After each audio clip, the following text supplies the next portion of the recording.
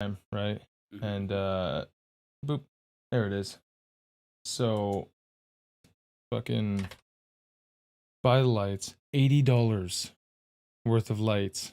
Just light Oh, bulbs. Why are they so expensive, right? Uh get back to the car. I put the lilies in the car because those are going to Amanda and my mom, her mom, our grandma, so on and so forth. Fucking I don't understand how this happened, but I do because I'm an idiot. I left the light bulbs in the car or in the shopping cart and drove away. Got about a quarter of oh, the mile. Yeah, got about a quarter mile away and just fuck, like almost burned out inside of a car dealership parking lot to turn around. Had to peel back out down towards Snohomish to go back to the Home Depot, and I'm just fuck. I shit you not, the whole fucking time. Fuck, and I finally was able to get back over there. Luckily, the shit was still there. The lights were still in the cart, so I just got out, grabbed up, threw them in there. It's like shit, but it all ended up working out. Stressful Mother's Day. yeah, yeah, yeah. Anyways, nice tirade. Working Title Podcast, episode Hey, 10, Mother's Day edition. Shout out to both of our moms. that's I will right. try not to cuss for this. I won't. I won't try. I learned all of my best cussing from my mom. See, my mom is the super duper Christian, and your mom's just like, oh, like a passing Christian. She's like, yeah, I believe in the big guy. Cool. Yep, basically. Like, yeah, whatever. Fuck it. I'm like, yep, there you go. I love it. So, last night was fun. Yeah, I mean, we had more happen last night than we have in the last two sessions that we've had, Yeah, or at least more stuff that felt like it was calling to us than the last few yeah. sessions. there there definitely was a how do I put this? There definitely was uh a little bit more of a push. Felt like the tracks were a little more prevalent last night, but it wasn't too bad. It was fine. Yeah, What it what still did seemed like comical to me. yeah, yeah, I'll buy it on that. That's pretty accurate. Jesus. Yeah, So what happened? as far as I remember, we started out trying to find a white dragonborn, which dragonborn aren't super rare, but we haven't seen a whole lot. Like we haven't seen a whole lot of other races other than the usual standards: gnomes, elves. Yeah, I don't think we've seen any dwarfs either, other than my backstory. not many. Yeah, yeah, that's pretty true.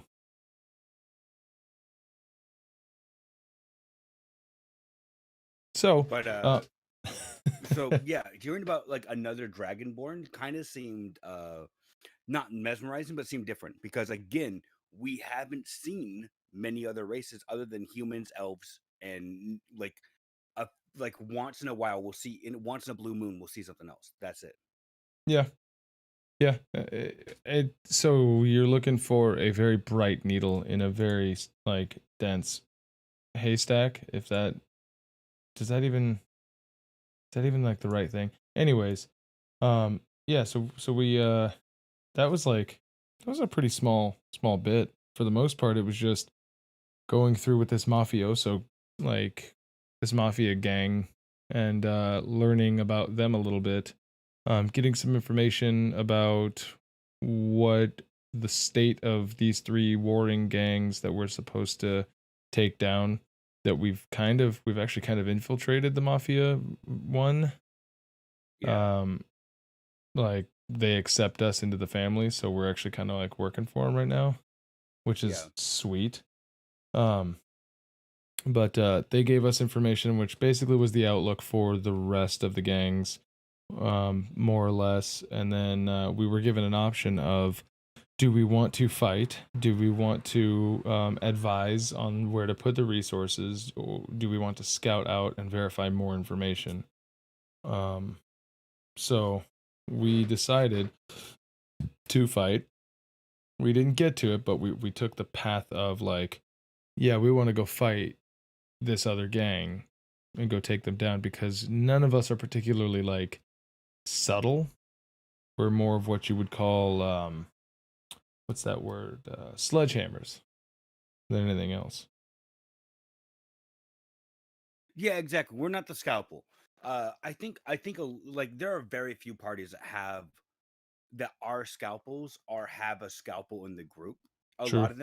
A lot of parties tend to go for the big heavy attack boy, and then when it comes to sneaky time, let's hire a merc or someone else. Yeah, very very true. But so we went and what's the word? So we got information about the two heads of this rival gang, the Legion Mares. It was their name, and one of them is a white dragonborn named Kangaskhan. Yes, Yeah. just like the Pokemon. Um, the other one is named Philbis. Okay, we can stop that phone. The other one is named Philbis, and he's a goblin. So that's cool. Uh, let's see. Um, so we split up. Half of us went to see about Philbis the goblin. The other half went to see about the white dragonborn. The other half being uh the two of us here. Our characters went to go look for this white dragonborn. Um, we got some clues. We did a stakeout for the night. The other crew, however, they found the goblin, and they went on a bender, like a drug fueled, alcohol fueled, full blown riot. They carved out a warpath within the city, burning stuff down, doing damage, vandalism, specifically looking for, or I mean, making flaming depictions of balls on everything. So there's that. While me and Al here, kind of, what's the word? Kind of sat Scoped out. there. Yeah, Yeah. yeah. And then eventually, Well, I mean, oops, sat there sorry. makes it sound like we weren't doing anything. We were keeping an eye out to see if we saw any dragonborns come into this area, and they Yeah, did. yeah, yeah. There were some dragonborn, but they were all black dragonborn, and that's pretty much it. I mean, there really wasn't much. We got some clues. It was kind of boring, but we also got information, which is not something that our group typically goes for. So at least there's that, because you know don't want to be left in the dark. Yeah. But so we didn't see any white dragonborns come in, and then it ran across my mind later on that, oh wait, one of them could be using prestidigitation to be discoloring themselves, so they aren't a white dragonborn.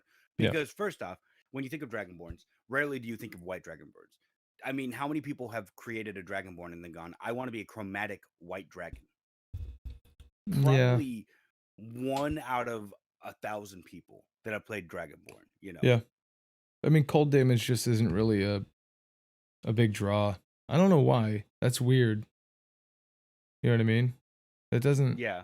cold damage. It's not very widely resisted for Well, but speaking from a also keep in purely mind, like, mechanical point. yeah, but also keep in mind, like, a lot of the chromatic dragons with um uh already align with Tiamat. Like that is the mother Yeah, of the chromatic dragons.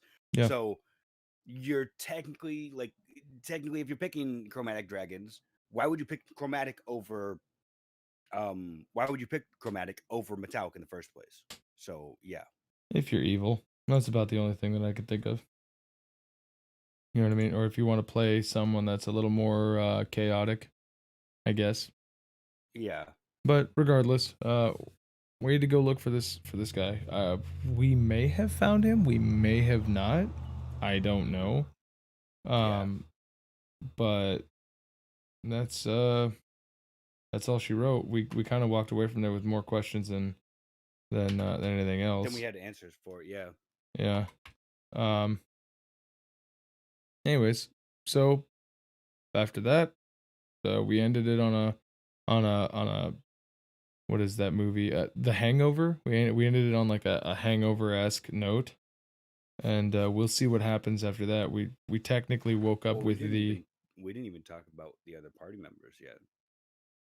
Uh, I mean, kind of. The so one of the other party members, uh, one of the other players couldn't make it.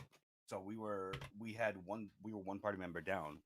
We Yeah. had um we had the other two party members instead decided to go find this goblin, got high off their fucking minds, Mm, and we came.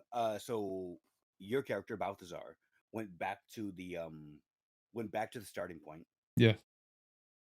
and tried to um tried to help quell the riots that had started up because of our drugged out companions. Actually, successfully did it too, because Yeah, yeah, yeah. the guards had come to us previously with like the Harry Potter picture, moving like photo of our teammates who were under the effects of this essentially fantasy cocaine. Yeah. Um uh and my character didn't actually answer because they were looking for verification. They wanted to ID them. My character actually didn't Yeah. answer them. Like did that thing where you don't answer the question, you just kind of snake around, like all of that stuff. And then we went to go look for them. And that was Yeah. when my character was like, "Well, I'm just going to help put out this riot because they kind of need help putting out like all of the fires and all that stuff." So there's that. Yeah.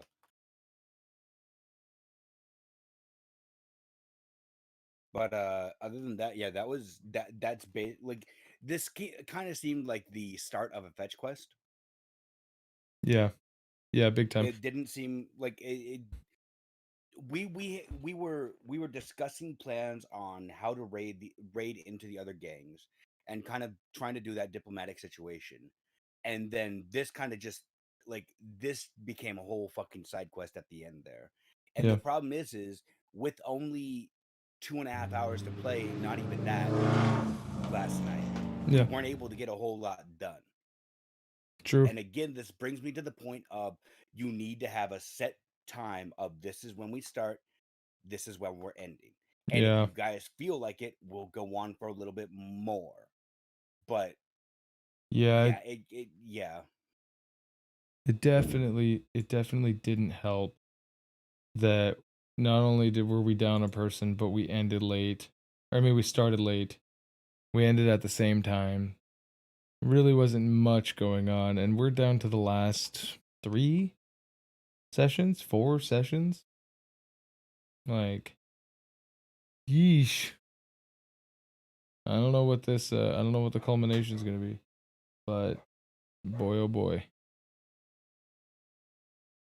Well, yeah, because we only have 4 or 3 sessions left. There's not a whole lot of time to fucking wrap this up.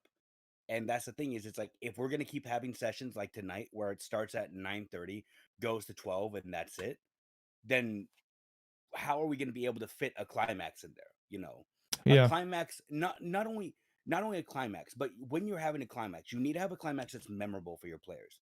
You can't have a climax that's just, all right, cool, you guys did it. Great job. Like you did part one of my campaign.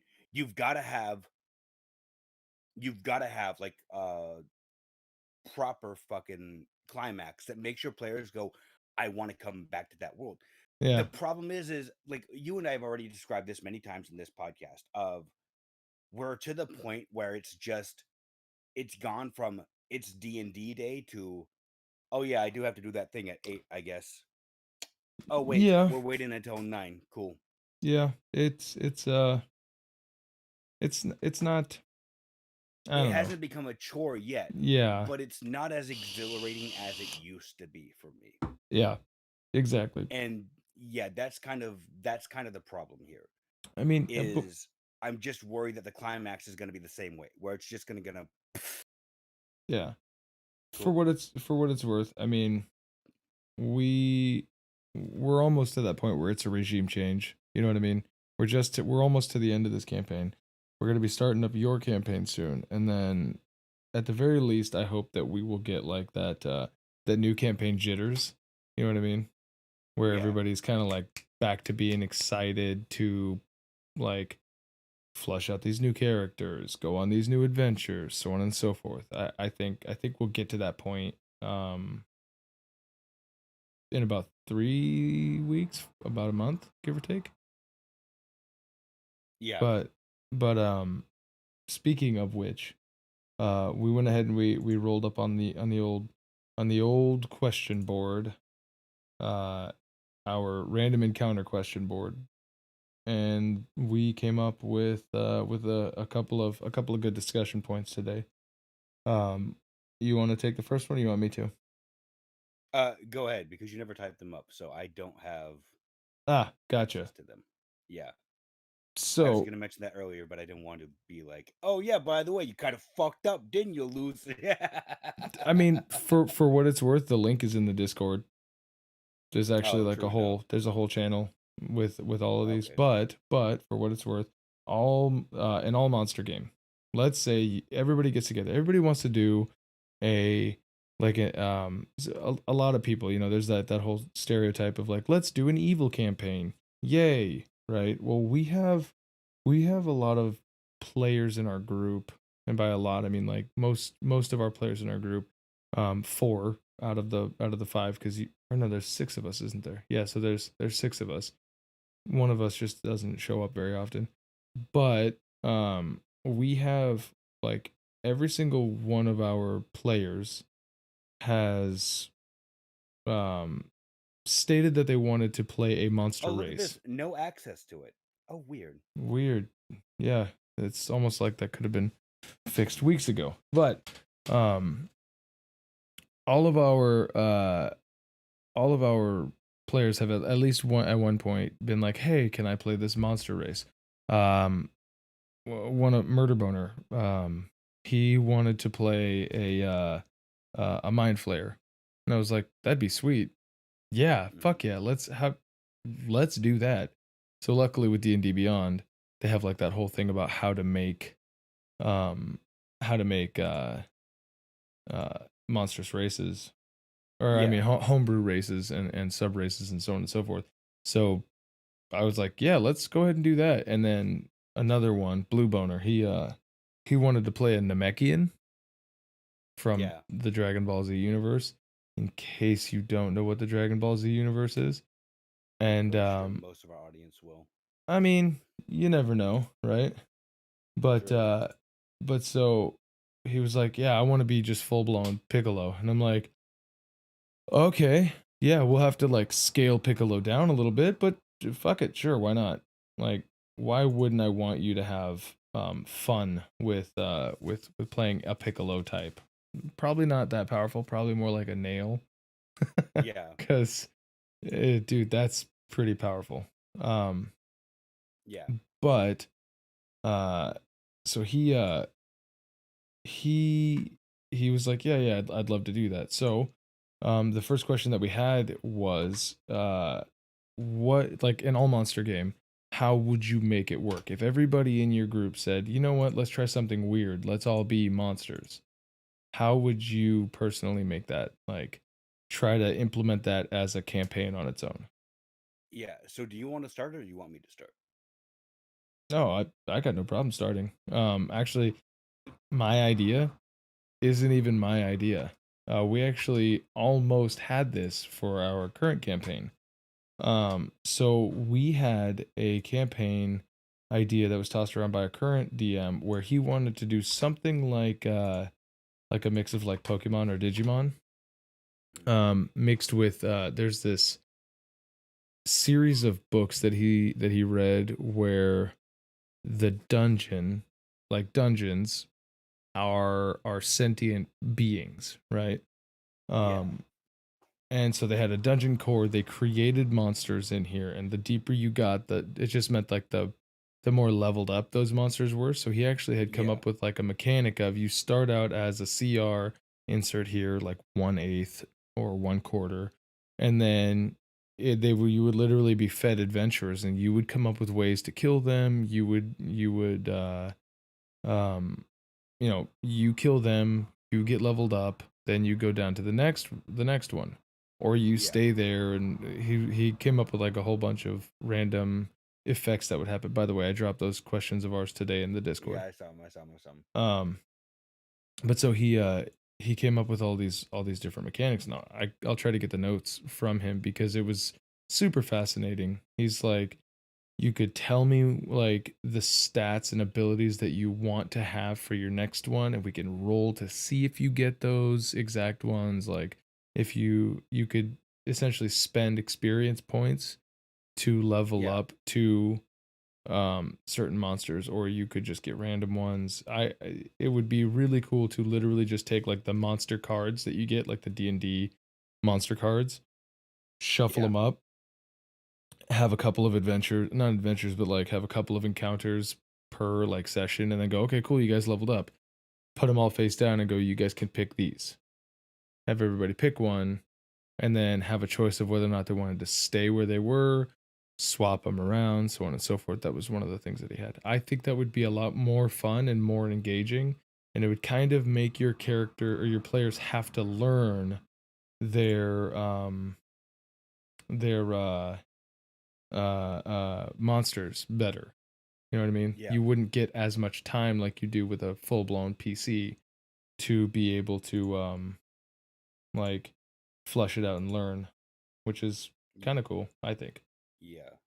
But what about you? How would you want to make something like that So work? if they all wanted if they had all like we had semi done this with our Snapchat group where we had come together and we said like we want to do this idea Mhm. of us all playing different like animal races and having this we brought this up last week I believe as well where we had all said that we wanted to play different animal races or Mhm. animalistic races like there was a Luxodon, the Olympian people, all Yeah. that stuff, and we had kind of agreed that we would do that, and then at the end that kind of just faltered and fizzled out. But like if they had all come to me and I'm their GM and I'm prepping the campaign to begin, and they go, "We want to play monsters," I would go, "Okay, so you want to play like orcs and stuff like that. Do you want to play as good guys or bad guys?" And if they go bad guys, then just an evil campaign where it'd be the war chief right now of your Yeah. tribe, of your coalition of forces is like, "I want that village and this landscape Yeah. mine by the end of the year to fit with our year long time frame."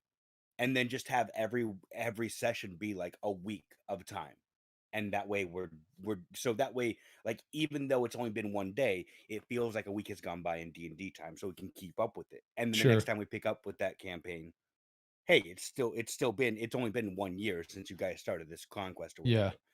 If it was good guys, then I would just have them be like, okay, cool, you are playing a monstrous race, just so you know beforehand, you're an orc. You're not a half orc. You're not a half orc. You're not like, mostly human with tusks growing out of your face. No, you are Sure. full green skin, what you think of as an orc. That's what you are, kind of thing. And then I'd be like, so just so you know beforehand, you're not gonna get treated the same as you are a human, Yeah. but just like a regular party, you're starting out at the bottom. Eventually they'll be like, "Ah, it's the greenskins, and Sh- they're here to save us," you Hey, know? Like, smooth eventually you'll skin. get that Yeah. renown. "Hey, smooth skin.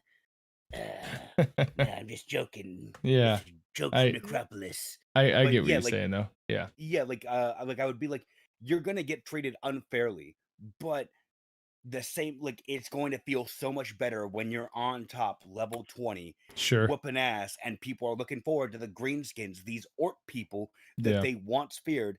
And like I would incorporate more into the world where your actions are starting to affect the country around you. They're starting to affect the political system where they're like, "Oh, maybe all orcs aren't evil, you know? Like I would have a campaign mold around the players almost Mm-hmm.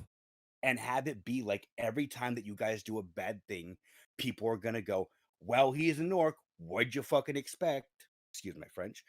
Or have them go, oh, well, they did this good thing. So maybe orcs can change. Maybe they aren't all inherently evil. And maybe there is Yeah. some room for negotiations and stuff like that, you know? Okay. And then maybe at the end have it be where like an orc chieftain is like, I'm afraid to go talk to these people Sure. because I was known for being a conquesting guy, and these guys now reached out to me, and I need someone that I know they trust and I can trust as well. And you've shown your might to them, show your might in the arena, and then you can be my escort and have the end campaign, the end of the first campaign end like that. And then maybe like the next time it would be like, all right, let's play as all trolls or all beholders or something like that, you know? Something like I see. kind of try and like even if they aren't all playing orcs, you can still have like orcs are a pretty powerful force in D&D. So you Yeah. can still have like trolls, goblins, hobgoblins, all orcnoids will still listen to someone who has dominated power. So if you have this big guy who has shown power like that, then yeah, you Yeah. can have like it can make sense that oh yeah, these orcs are working with this one troll, this hobgoblin, and this fucking super small goblin. You know, I you see what can you're have it saying. work out like that. But yeah, like so it would definitely have to be like if it happened, I would love to mess around with that and be like, okay, I can toy with this or I can bring this up in the next session. But it could definitely work. It's not hard. No. Yeah. Yeah, no, you're right. You're right. It's not hard. I think it takes a little bit more creativity when you're dealing with like people like when your PCs just want to play monsters, right? Like obviously if Yeah, someone yeah. wanted to play an not an orc, that's a little more accepted now with it's cuz it's you can play the race, right? Yeah, They've yeah, yeah. codified it so that way you could in D&D Beyond at least just click orc. Cool. There we go. Got it. So I think that like there's a Yeah. little bit less of a stigma for orcs, but like if you wanted to play like an ogre or a dragon, dragon that's a little but if you wanted to play an ogre or if you If wanted I to play had them playing as something like actually monstrous like trolls or yeah. beholders, you know, even beholders, I'm like, I'd want to keep it like below like a CR5. You know what I mean?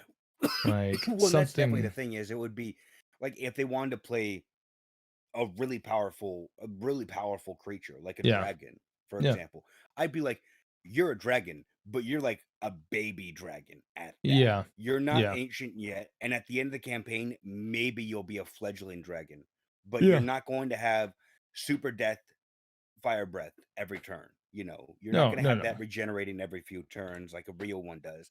Yours is going to be like the dragonborn's weapon, fire breath weapon. You know, Yeah. and then you'll And have claw, bite. You know, stuff like that. But I would warn them beforehand and be like, you're going into this at a disadvantage, whatever race you play, yeah. because you have to remember you're dealing with mostly humans, mostly elves, mostly dwarves, maybe a few other smaller villages as well. And they aren't as like I mean, the tiefling village might be more trusting of you than the human village, but still they're gonna be like, yeah, you guys are kind of wild, so I'm gonna lock my door before I leave my business shop to go drink at the bar, you know? Yeah, yeah, I suppose. Um personally Mm. I I think that if you wanted to do an all monster campaign, you're going to want to set like some tropes that are going to be happening. So you'll want Mhm. like okay, you're all monsters. Are you killing good people? Are you is your whole point to terrorize? Is it like what is the trope? Are you like we're monsters, but we're good? You know what I mean? Like something to that effect. I don't know that you could just take like our first campaign, the big damn quest campaign Yeah. of save the world. You'd be jumping through some serious hoops to try to figure out how you were going to make that work specifically for Yeah. monstrous races. But if you if everybody got together to and did it, like agreed that that's what they want to do. I think that even not even a clever DM, just a like a decent DM would be able to go, okay, what is it that monsters do? These guys want to do that clearly. So Yeah. I think that we've given at least a couple of decent um tips on how you could go about doing that if you wanted to. Um, So you want to take the next question? You could take them in order, or you could do whichever. If you want to do the third one first or let's just whatever. go straight to the next one. Describe as a DM, do you describe combat? Yeah, Why/why not? Should the DM describe combat for players, and how should they describe combat for players? I'll take this right off the bat. I do sweet. describe combat for players, and Yeah, I don't just go, "Oh, they shoot you with the arrow." Like to me, that's bland. I want it to be like they duck the last attack aimed at them, and then with their second hand aim up and shoot at you. You know, like I want it to feel I want each combat encounter to feel significant. This yeah, person isn't just doing this because this person isn't fighting you because, oh, you're a good guy and I'm a bad guy. I want it to feel like this person, when he's charging you at you with this sword, he is filled with rage. There is no other way of going about it. The only emotion you can see inscribed on his face, the way his eyes, his eyebrows, like I want to go into detail and show this person has malicious intent towards you and wants you dead. And then maybe his emotions will calm down. Uh, so yeah, and I want it that way because most of my campaigns, I like it to have it be combat is not essential. There you might go like if you guys are lucky, you guys like the next campaign, I have predetermined missions that you will be doing combat in sure. because you have rivals and they're not going to be like, "Oh, hey buddy, how you doing?" No, they're going to be like, "Oh, you screwed me over somehow." Yeah, And I it's that's what's going to be those are going to be the main important questions of session 0 is you have a yeah, rival, how do you screw them over, what happened, give me context for the situation kind of thing. yeah. It's not going to uh be Gary Oak yeah, situation. exactly. It's Yeah, exactly, he's not going to be chummy with you and like, yeah, yeah, I just beat the 10th gym leader. Ain't I of fucking course. Oh, cool? No, yeah, screw that guy. But I genuinely like I want my players when they're in combat to be like, this person is pissed off at you for a reason. It's not just because you're a good guy and they're a bad guy. No, there's some reason behind the reason why you're fighting. And like yeah. we went 3 months in my Cyberpunk campaign without any combat because the players learned, okay, if I'm Jesus. stealthy and if our hacky is good enough, then Yeah, we don't have to worry about combat. And I love out of combat play because you can flavor out the world a lot more. You can describe so much more stuff in detail. You can come to the players can come to you and give you ideas for, oh, I want this new drug that my character hates on the black market. Cool, let's make it up. Let's give it a backstory. Who made it? Y'all this stuff. And why do you hate it? yeah. Stuff like that. But in combat, you can also flavor it very well. Every like you have it, like for example, Balthazar and Rabe, if both of them have a great sword, they're going to be different great swords. It's not a uniform manufacturing. If I have an elven great sword and you have a dwarvish great sword, the two look different in D&D. So it's not just like Yeah. Cyberpunk, it's not like futuristic campaigns. There's a reason why in Star Wars they have different lightsabers. And then afterwards they're like, why do we have different colored lightsabers? Let's add lore to it. Oh, That was sure. exactly the same idea. Was okay, well, this guy wants a purple lightsaber for his character, so let's add some more lore to it. Yeah. The purple lightsabers usually signify this race of So Jedi. so so It so when that comes to describing the combat, you're talking about like the remembering as the DM, remembering the specifics of the equipment that the characters would be using.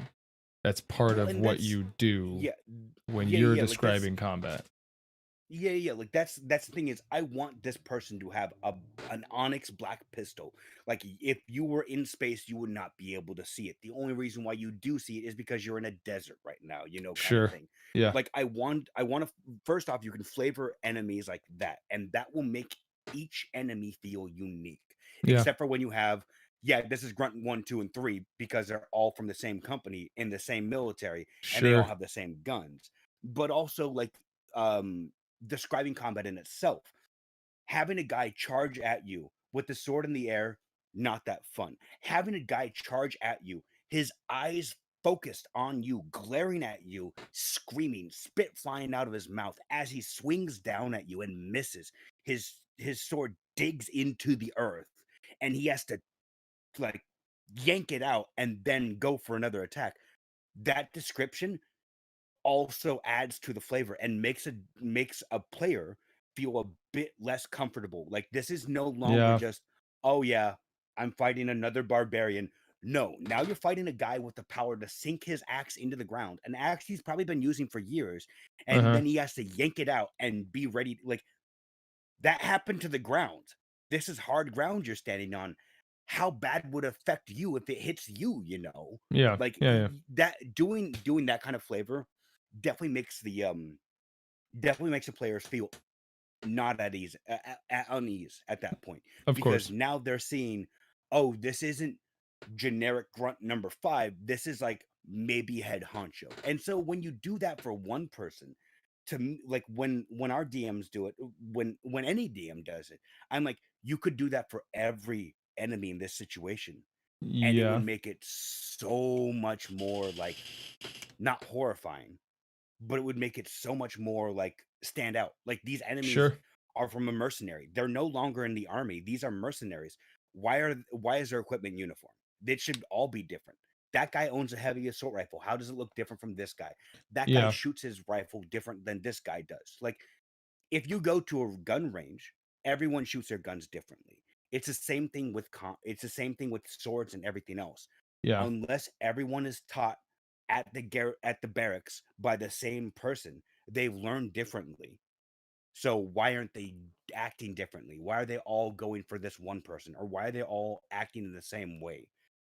So that's why I like to describe combat and just describe things in general. I want it to feel more lived in. I don't want this to feel like number 5 bad guy. I want this to feel like Jerk the Gurk, uh, Gurk the Jerk, who is a famous bounty hunter from planetary systems away, you know. Yeah, cuz everybody needs a little Girk the Jerk in their life. But Yeah, I exactly. mean, for me, it's kind of situational. It's I don't have like a hard and fast rule of like I always do it. For one, if a player wants to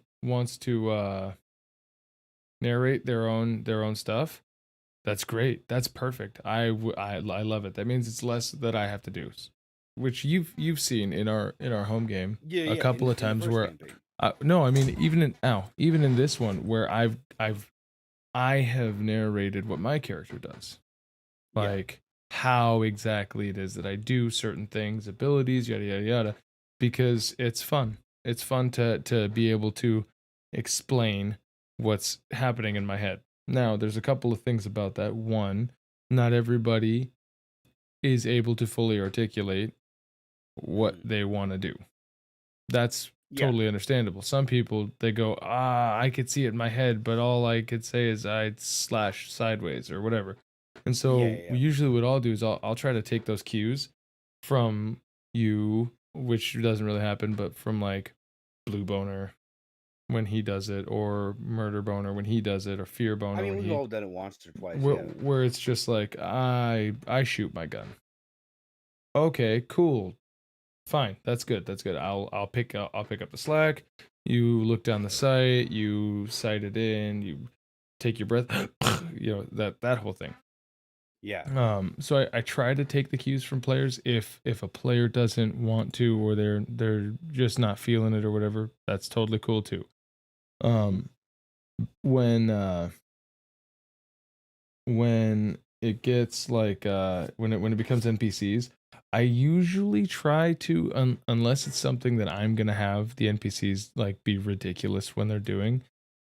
Unless it's something that's supposed to stand out, I'll usually try to keep it to a minimum. Yeah, yeah. Because combat's already slow in D&D specifically. In other games, in other systems, it might be better, but Yeah. it's pretty slow. So what I try to do is I try to keep NPCs pretty streamlined.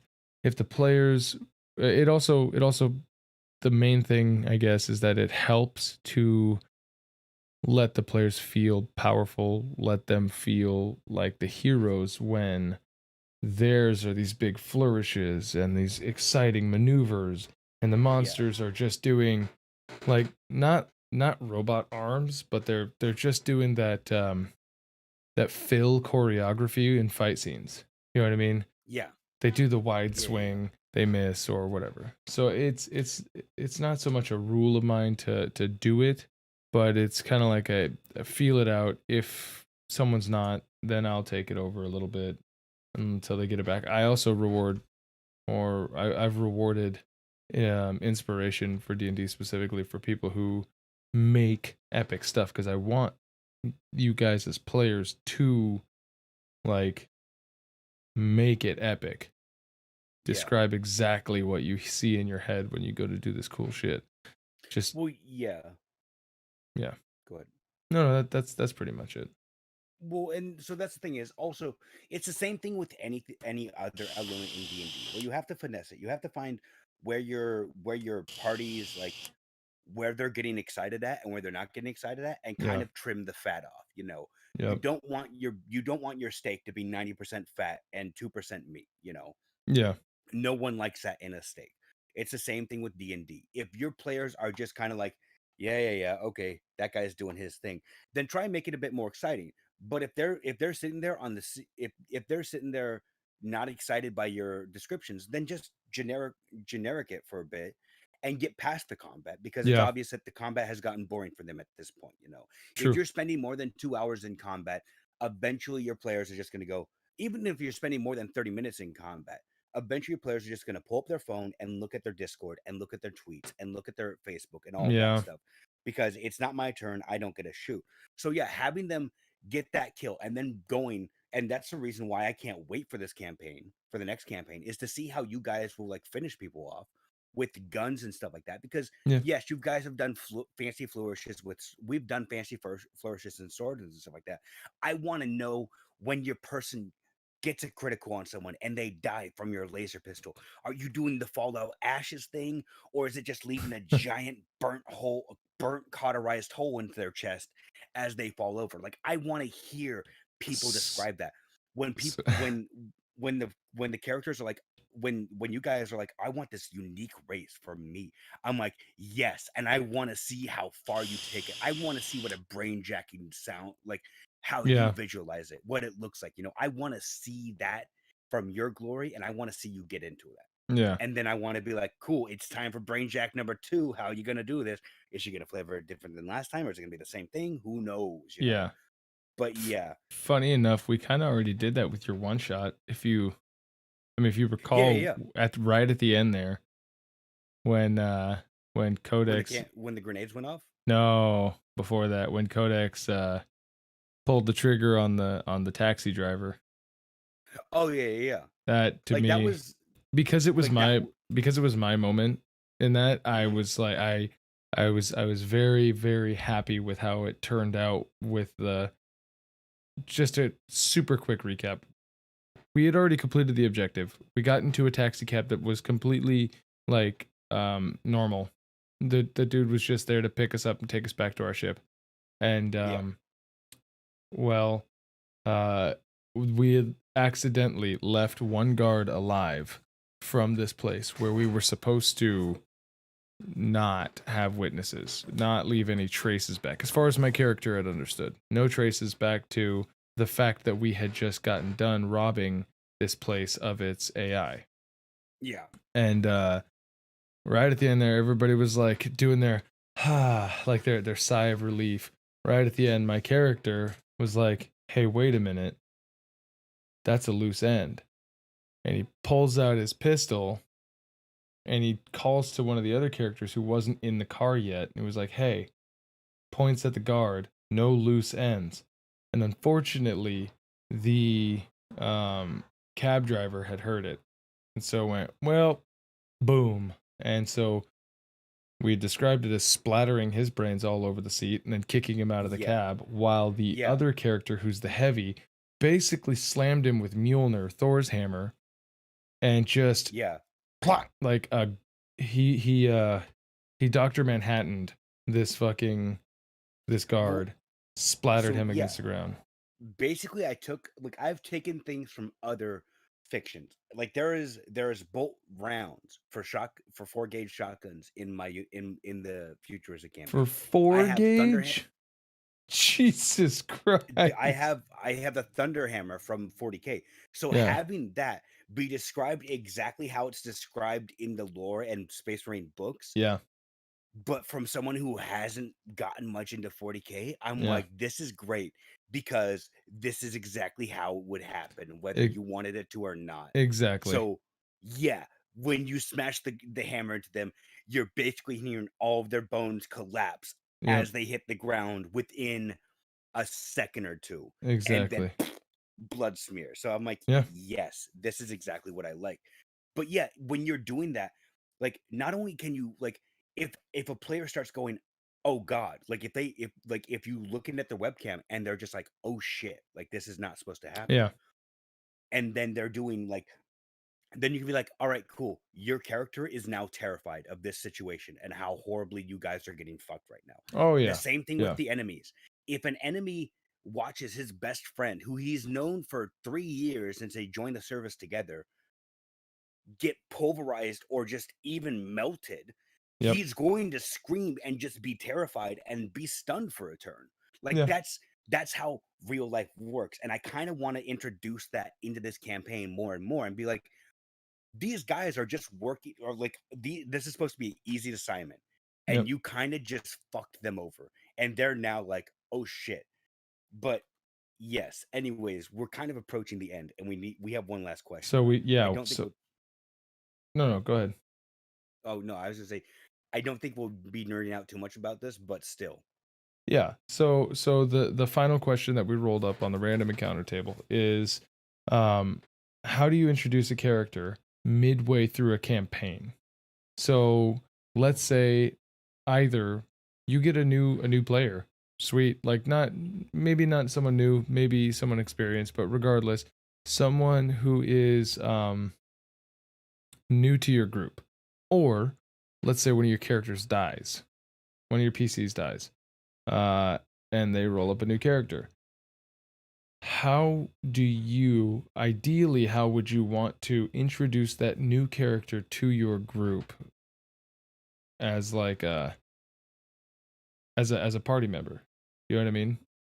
Yeah. Because for us, literally, my current character, who was my second character because my first character died, um, literally was dropped in like a meteor into the group. Yeah. I mean, actually done exactly like that. Yeah, exactly. Which I mean, even then, the flavoring could have been better. And I told you this afterhand. Like there are Yeah, so many ways he could have flavored it better and made it sound more appealing. yeah, Like have it because this was basically a god, a primordial being before the gods were created. Reach like I was like, why can't he just reach into the stars and then just start like trying to grab at something and then plucking something out of the sky, and then slowly as he's pulling it towards himself, there comes this burning asteroid as like there just comes this giant sound and then into existence there's Balthazar. There are so many ways he could have played it better than that. but that's But literally what he ended up doing. he literally was just like, yeah, I just pull a guy from the sky. There Yeah, we go. he And just it's like looked that's up not how and that's supposed said, to happen. yeah. I Yeah. mean, and that goes back to like the descriptions of people. Some people they aren't eloquent enough to fully articulate what it is that their vision has in their head. And this was Yeah, just one of those exactly. times. Do you want to start off or do you want me to start off with this? Uh I got no problem starting off with this. Okay, go ahead. So we haven't had a PC die in one of my campaigns yet. On my second one, that might happen more. I'm actually thinking about integrating a retainer for everybody. So have everybody Yeah. make 2 characters. Mm. A character that you care about and a character that you don't. The character that you care about will be played first. The character that you don't, well, they'll get their time. Yeah, exactly. So, that being said, there is a phenomenal example of that is pre-built into the campaign The Chains of Acheron by Matt Colville. He literally had his party make a bunch of people and then made them be a mercenary group. Yeah. When one character dies, they get to pick from the retainers that are theirs, and they can just have those characters be the player or be the main Be the characters. next. Yeah. That's a seamless transition. It's pretty easy. It's an easy justification as long as all of your players realize that that's the purpose of these characters. Like you can kind of use them if you need to. You can bring them with you in quests and whatnot. You can leave them back at the base, whatever. If your character Mhm. dies, hey, look at that, you got somebody. Yeah. That's a great example. The other example that I've heard that I haven't gotten to try, but I hope I will, is if you find that your character is dead or that one of your PCs is now dead, uh, do the hot drop, the action hot drop cutscene. Let's say you're in the bottom of a dungeon or you're in a boss fight or whatever the fuck. A PC goes down. Either the rest of the group is trying to escape because now they're outgunned and they need to leave, or maybe they are in a dungeon. They just got done with a boss, not the boss, and they need to keep pushing. You can immediately put this character into the narrative, like, oh, they are chained up in the side room, or oh, as you're escaping, you hear some muffled cries. Like it's a much more situational, what I'm calling the hot drop. It's a much more situational usage of it. Hmm. So you would have to basically improv, like, okay, but most likely you're not gonna kill your PC 5 minutes into a session and then have a couple hours left. Odds are it's gonna Yeah. be near the end, Near the end. Yeah. Yeah. Yeah. unless you're a straight savage and you're like, no, no, PCs die all the fucking time. 5 minutes Yeah. in, 2 hours in, don't really care. Like in that case, think about it beforehand because you're really gonna want to see where your injection point is. Because there's Yeah. always little points in your narrative where you can inject a new character, where you can inject an NPC, where you can inject a new PC. You just kind of got to find that and fiddle around with it. I don't mind that. I'm much more of the idea that that is what is most likely going to happen for me in my campaign. But Yeah. I am romantically in love with the idea of at session 0 telling people, hey, I like Start your working on a new character. well, no, I like your characters, but I don't want you to think that they have plot armor because in the current Yeah. campaign we literally are saying that we all have plot armor. Like Yeah. we've had multiple PCs say that, which is kind of a slap in the face to the DM because it's like, well, we can't take you seriously because there's no real stakes here. But at the same time, like I wouldn't want our DM to suddenly ratchet up the tension and start making like, no, no, you guys are going to die like halfway through. So it's something that can be settled at session 0 if you're hearing this and you're already in a session or you're already in a campaign and it's like, ooh, if you're DMing, you're like, yeah, they're probably going to die soon. You got to have a little bit of foresight. Where are they most likely to die? Where can you inject a new PC shortly after? Because it only takes a few minutes to roll up a new character. It takes like 15 minutes if you do it at table. So Yeah. it's that's it. That's all for me. Like that's just a really short.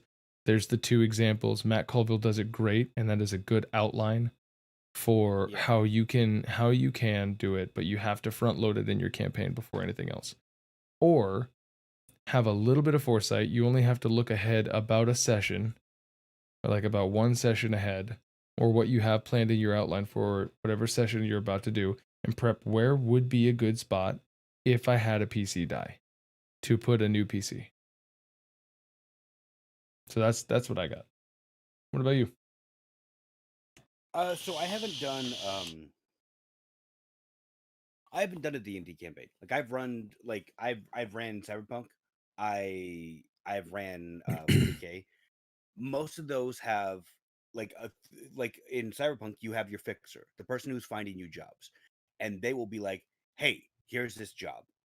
So when a party member dies, having a new party member be introduced is easy because you can just have the fixer go, "Hey, there's this new hired help who's just got back from either a war or from the other side of the states, or he tried to start a business over here and he just couldn't get it up on the ground running.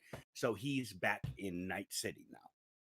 Yeah. And so that was kind of easy, but I would always have my players, I'd be like, okay, you know about this group. How do you know about this? Like, how do you get in contact with the fixer? When did you hear about the group? Because at this point in the campaign, when the first character died, they had already done enough big missions where they were kind of making a name for themselves in Night City. So I Okay. was like, it's easy for this person to go, "Oh, well, I heard about them from the Militech incident," you know. And Okay. then Yeah. I would be like, "Okay, when you meet them, don't forget, bring that up, nerd out about that, and then maybe bring up, oh, the other guy isn't here, the guy who died." Yeah. I had players introduce themselves like that, and I would just have the fixer be like, "Hey, got a new," or if they had finished a job but the person had died on the job, I'd be like, "Okay, start making a character for the next session. Yeah. Bring up the incident that you want to be like, oh, I know you guys from this incident, and oh my god, like the time that you fucking blew that guy's tank up with the railgun. Oh, that was sweet, stuff like that."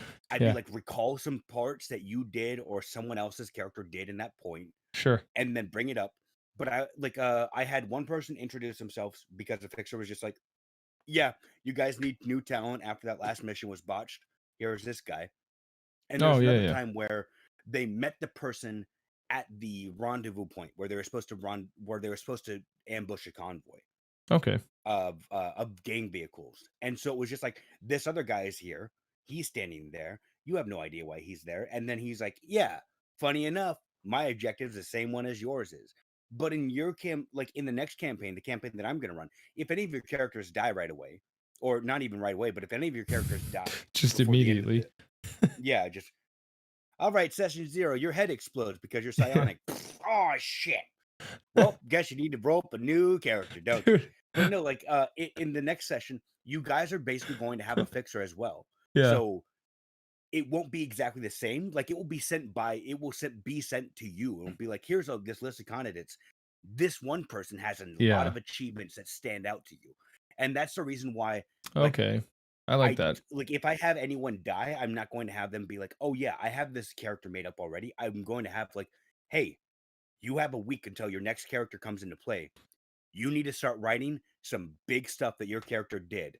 Here's a few examples, I and be gotcha. like, here's a colony war, or help take over this rebel gotten factory or whatever, And here's stood out from the crowd, yeah. like I want your replacement characters, because your main characters already are going to have that big plot, you know. Yeah. I see what And you're so saying. it's just going to be, okay, your character is dead now. Your next character, I want you to make that, but 2 times better. Give me something great that stands out. Sure. Sure. Sure. Sure. So yeah. But like it depends on the situation.